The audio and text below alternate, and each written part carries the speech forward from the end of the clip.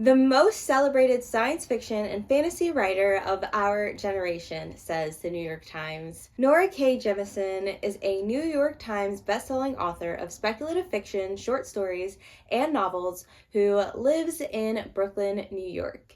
In 2018, she became the first author to win 3 Best Novel Hugos in a row.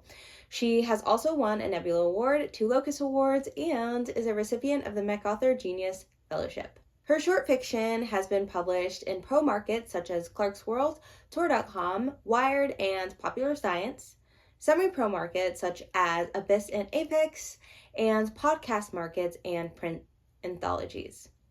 Her novels, a novella, and 2 short story collections are out now from Orbit Books and have sold over 2 million copies worldwide. In addition to writing, she has been a counseling psychologist and educator, a hiker and biker, and a political/feminist/anti-racist blogger.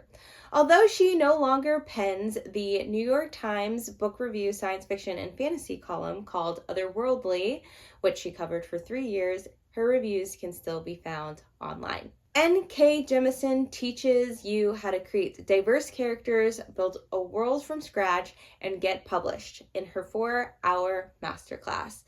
So in this video, I just want to focus on the takeaways from mostly world building and just a little bit of characterization. Jemisin recommends starting outward in, and that means starting with the world. That also means finding its place in the universe, and once you do that, you have to build the world. And by building the world, you start with drawing the hemispheres, and then you have to add continents, and then also add the rules of the planet. As someone who is not a sci-fi fantasy writer, I found it kind of mind-blowing, as I've never had to consider this before, how informed you have to be about meteorology and other sciences to make your world believable and realistic. The rules of the planet are not the laws that the beings on the planet enforce, but rather the weather. Right? And the places of the continents and whether they are surrounded by water, land, or mountains will greatly impact the weather patterns. And so this is very important for noting the day-to-day lives of the beings in the place that they are, right? So once you've done that, you're going to pick a location that the main culture of the story will take place.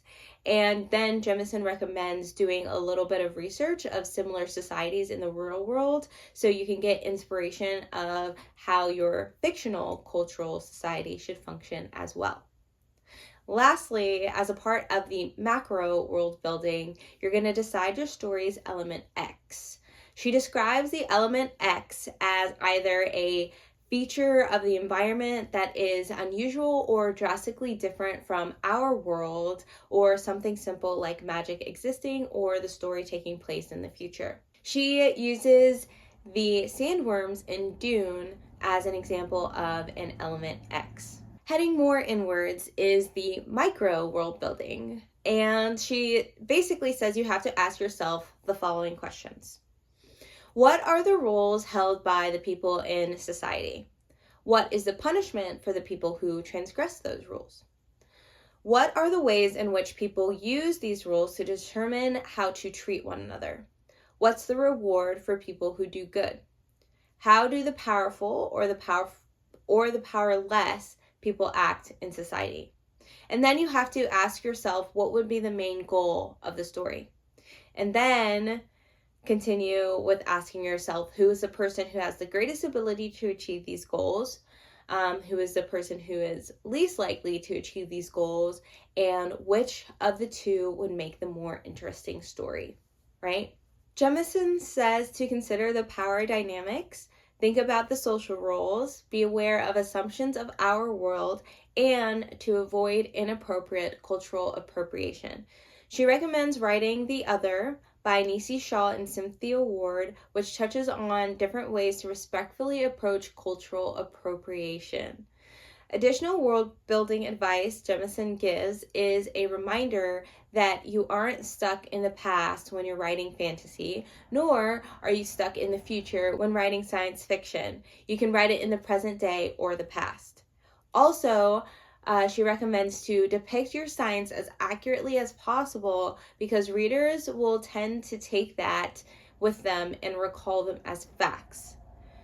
Also, remember that readers want to know what the magic system is and exactly how it works. Honestly, I can think back to Babel, and I did a review on Babel, and I also watched other people's opinions on Babel by R.F. Kuang, and one of the things I think they did mention was they didn't exactly get the magic system, or they didn't fully understand how it worked. They wanted to know more about that.